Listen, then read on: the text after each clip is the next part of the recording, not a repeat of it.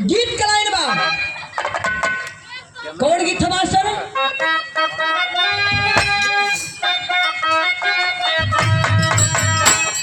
कि अरे मोरी रानी हो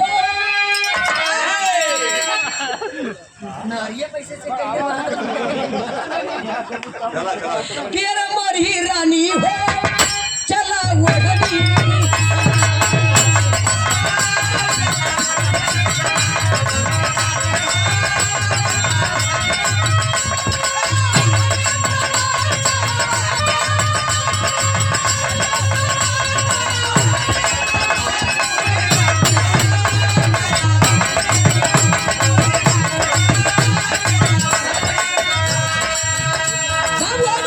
ज्ञान पढ़ाई शिक्षा कहावत में आप लोग सुनला कोई लोग बहुत लोग कलम की शिक्षा वो शेरनी का दूध है जितना जे पी उतना वो सहारी लेकिन ये समय एक पिया तो दुनिया डालत है।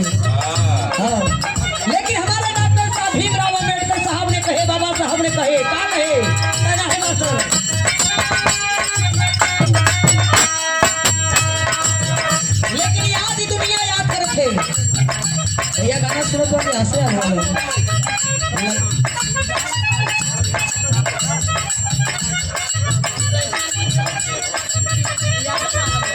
अब कि बाबा साहेब हो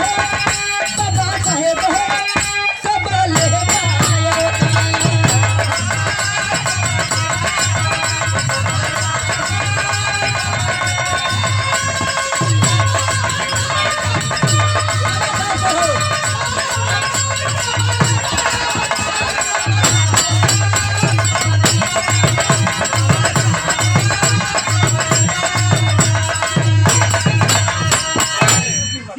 बाबा साहेब हो कब लेबा अवतार जब हमनी पर अत्याचार होला विपद पड़ेला तब हमनी उस समय याद करल जाला कि आज हम लोग का संविधान सही रह हम लोग सही रहे तो आज हमनी के लात ऊपर ना पड़े लाठी ना बरसत लेकिन सुधरे वाली हमनी जात नहीं छोड़ी लेकिन कहना है कि बाबा साहेब हो कब लेबा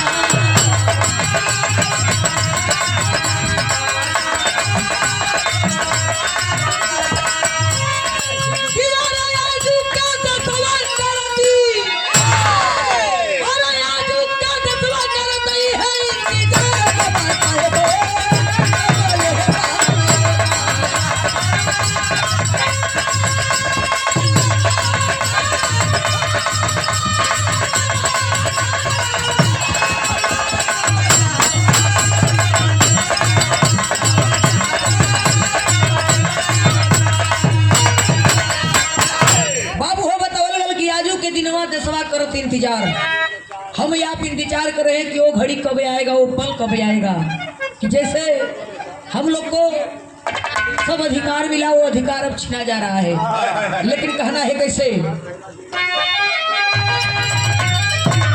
अरे 14 अप्रैल 1852 वाला दिनवा भीमाबाई गोदिया में लिहला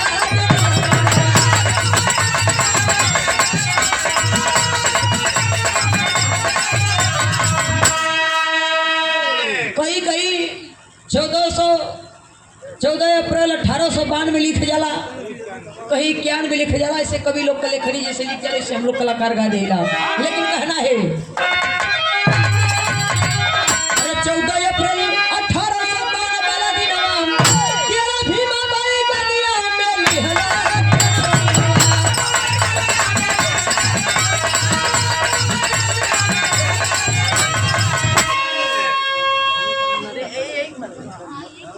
देखो तो मसीना से तो मुस्किया थोड़ा भी किसनवा नहीं है वाला दिनवा भीमाबाई गोदिया में लिहला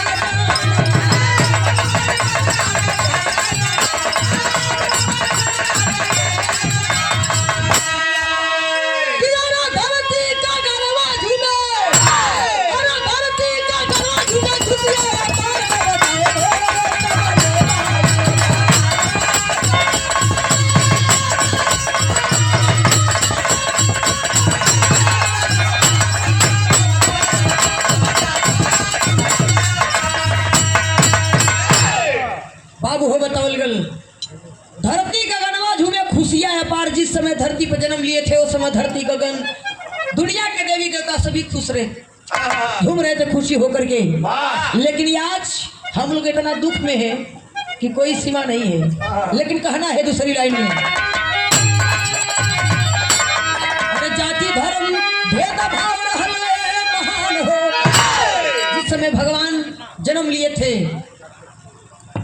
उस समय जाति पर मार होत रहल, जात धर्म पर भेदभाव होत रहल।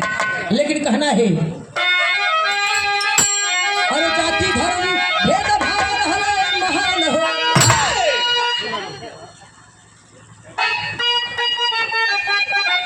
अरे जाति धर्म भेदभाव रहले महान हो।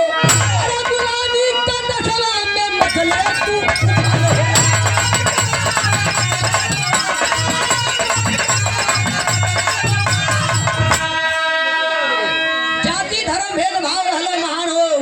देशवा में गुलाम में ही हिंदुस्तान गुलाम था। किसके हाथ? अंग्रेजों के हाथ। क्या बात है, एक बार जोरदार ताली बजा करके भैया का स्वागत करिए। जोरदार ताली बजा करके उठाना भैया, यही होना चाहिए।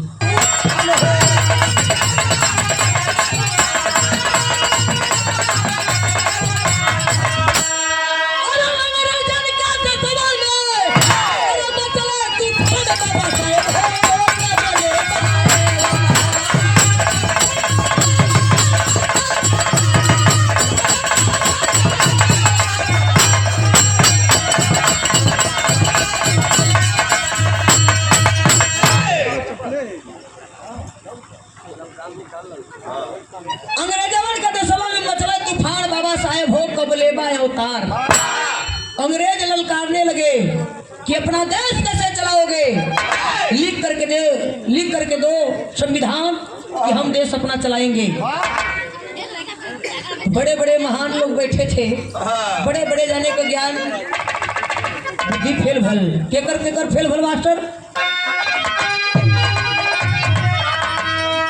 अरे जबकि बाबा साहब गई स्कूलवा, अरे पढ़े क्या उनके नहीं मिलली।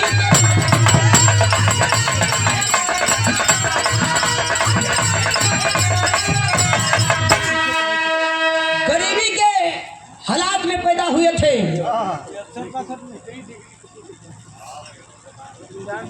हो जाए तो सब यहाँ रहे कि चाँद पर चल जाए। जितनी पढ़ाई की हमारे बाबा साहब ने, जितनी डिग्री लिए थे, आज हिंदुस्तान के धरती पर कोई नहीं लेता है, नहीं ले पाएगा कभी। लेकिन कहना है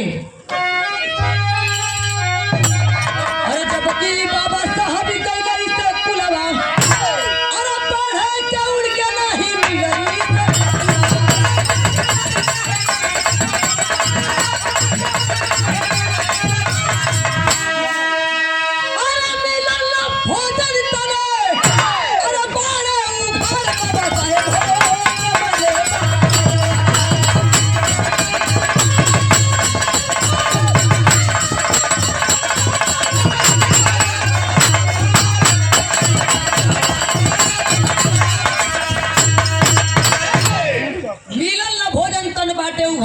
साहेब हो कबलेबा अवतार। पेट भर भोजन ना मिले, तन पर कपड़ा ना है, लेकिन फिर भी पढ़ाई किए। आज यहाँ पेट भर लोग भोजन भी ले रहे हैं, बढ़िया से कपड़ा भी, सब कुछ व्यवस्था, सब कुछ देने के बाद भी आज हमें आप लोग के पास कुछ नहीं है। लेकिन कहना है मास्टर भैया, अरे चरत रहे गुलामी के आगे में वतनवान, अरे कैला आला नहीं है गोरे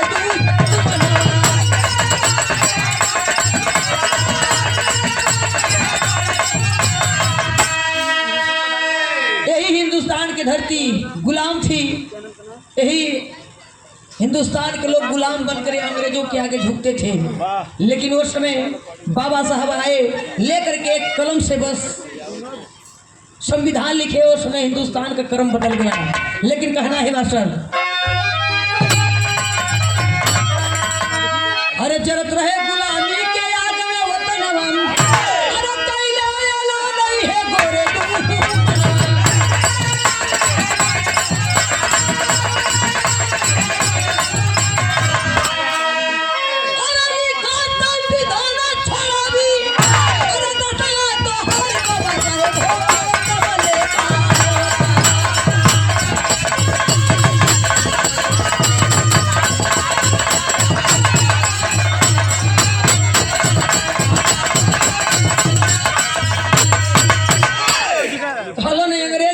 यहाँ संविधान छोड़ो तो सवा त्योहार। जिस दिन बाबा साहेब ने संविधान लिख करके कागज थमाए अंग्रेजों के हाथ में, उस दिन से अपना हिंदुस्तान की धरती छोड़ करके अपने वतन के लिए गए अंग्रेज। लेकिन इधर भारत का हमाशा हिंदुस्तान की धरती पर और विश्व में बाबा का अलग पहचान हो। अरे बाबा का पूजा सगरी जहान हो।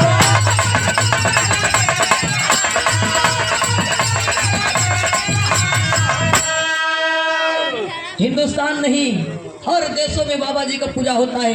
अपने हिंदुस्तान के धरती पर एक दिन पूछते हैं, तलाक दिन लोग कर्जा बताते हैं कि हम लोग बाबा साहब को पूछते हैं, बाबा साहब को पूछते हैं। लेकिन हमारे देश में कभी कभी पूजा होता है, लेकिन कुछ ऐसा देश है कि वहाँ पर परत दिन ना दिन भर पूजा होला। लेकिन कहना है अरे विश्व में बाबा का अलग पहचान हो। अरे बाबा का पूजा सगरी जहान हो।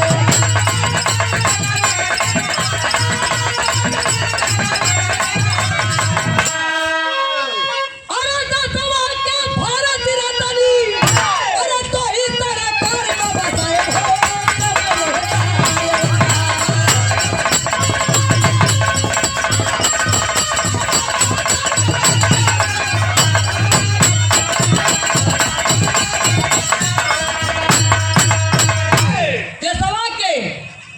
भारत रत्न तो ही सरकार बाबा साहेब हो कबलेवा उतार।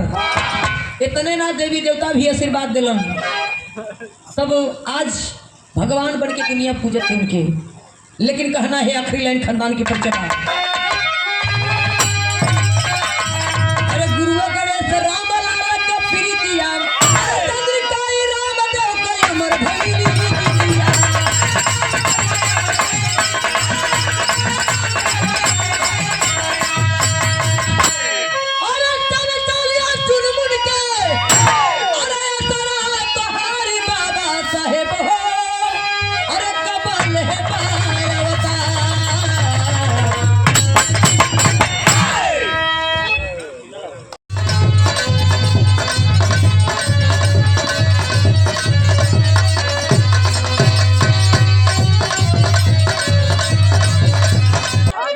उधर से आप लोग दो दर्श का आनंद लेने और एक बाबा साहब की बहुत ही सुंदर गीत बाबा साहब कबलेवा जनमवा। साथियों, बाबा साहब को यूं ही हम याद नहीं करते हैं, आप याद नहीं करते हैं। बाबा साहब हमारे लिए, आपके लिए नहीं बल्कि पूरे देश के लिए, जिस समय हमारे देश में ब्रिटिश राज गवर्नमेंट का शासन लागू था, जातिवाद चरम सीमा पर थी। शांति भैया देखा शांति बनैबा लोग तब मिजाज बनेला और मिजाज कट भी जाला। हथवा में कलमिया गड़ी गड़ी जाए, बड़ा नरम कर कलाई रहा हो, बड़ी नरम कलाई रही। बाबा साहब क्या बात है, मतौली की शिक्षा शेरनी का वह दूध है